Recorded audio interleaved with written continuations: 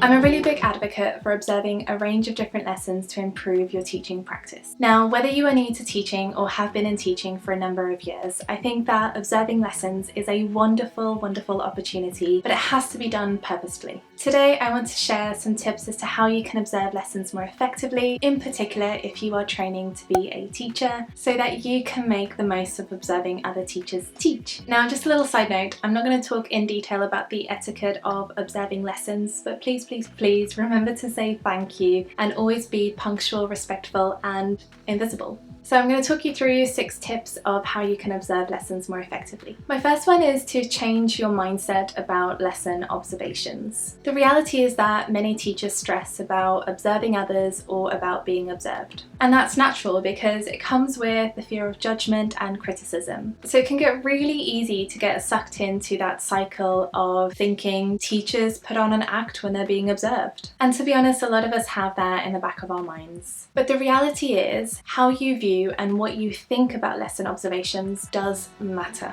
And if it starts with you, then it's likely to impact those who you are observing or who come to observe you. So approach lesson observations as an opportunity to grow professionally, as something positive, as an important part of sharing good practice and building positive and strong relationships with the people you work with. That's when the magic happens and you're able to see the real teacher. Number 2 is to have a purpose or a specific focus for what you are going to be observing. When you're doing your teacher training, you are going to be sick and tired of observing lessons. You're going to spend hours and hours doing it. So because you can't avoid it and you have to get it done, you might as well use that as an opportunity to observe different things. My advice is to go into every single lesson with a specific idea of what it is that you're looking for. You can take the teacher standards as a prompt. For example, if you take Tier 6, so assessment for learning, you might focus on questioning. Or if you take Tier 7, so classroom and behaviour management, you might want to focus on praise and sanctions. The key thing here is to go into every single observation with a key focus in mind. It's of course important to have a bit of an idea of what the teacher who you are observing is an expert in, so that hopefully you can marry those two things up together. Now, if you're not really sure as to what teachers are experts in, you can always ask your mentor or ask the teachers themselves. I'm sure that they would be more than happy to guide you in the right direction or let you know what you should be looking for. One of my favourite things is to create a lesson observation bingo. You can share it with some of the other trainees, and then when you guys have all finished them, you can actually use them as really great pointers for discussions. Now, tip number 3 is to take notes. Believe it or not, I have been observed on a number of times where the person observing my lesson didn't write a single thing, or at least that I could see.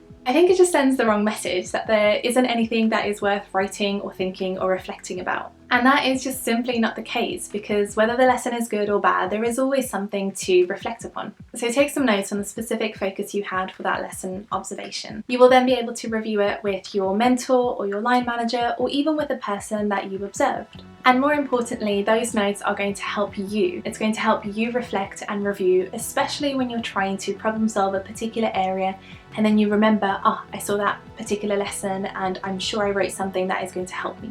Number 4 is to engage with students. Now, don't talk over the teacher, but when the time is right, do go and talk to the students. When they are doing a specific task, you could go over and ask specific questions about their learning and their progress. You could even ask to look through their book or any folders of work that they have, and you can also ask their opinion about something. Now, you don't want to ask specifically if they like the teacher or not. That's very controversial and definitely unprofessional, but you can ask their opinion about different teaching strategies, where they've made the most progress, what they've really enjoyed doing, why they've enjoyed doing that, and why it's helped them to learn better. Engaging with students is such a great opportunity to really think about the perspective from a student. Tip number 5 is to follow up and compare. If you're observing lessons with the particular focus of improving your own practice, say for example you've got a particular teaching standard in mind and a particular part of that teaching standard that you need to improve upon. Say it's how you should do effective transitions between tasks within your lesson planning. What you can do here is go see a range of different teachers and see how they do their transitions so that you can get some ideas. Once you've done those observations, you can then reflect and read over your notes and decide which strategies work best for you.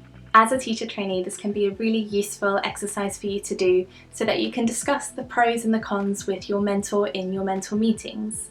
But if you are observing someone more formally or someone else is observing you more formally, make sure that you both get debriefed so that you can give each other feedback and improve from that. And lastly, my tip number 6 is to use formal documentation to guide you. If you're a trainee teacher and you're a little bit lost as to where to start with your lesson observations and how to write effective notes on them, I would encourage you to use a lesson observation proforma. Now, there will be a ton of these from your university or from the school placements that you go to, or even by doing a quick Google search. I think using lesson proformas can be really effective to help structure the notes and the observations that you want to make in that particular lesson. The danger with doing free-flowing notes is that it doesn't have a particular structure and it doesn't always prompt you to think about the things that matter. Now, whether that means that you're using a proforma that has already been made, or if you yourself want to make one, I would highly recommend to use them in your lesson observations. And there you have it, my 6 tips as to how to do lesson observations effectively. What tips would you give? What are your thoughts about lesson observations? Was this video useful? Leave a comment in the section down below, and don't forget to subscribe if you want more videos like this. That is it for today. Have a joyous and a beautiful day, everyone, and I will see you soon. Bye!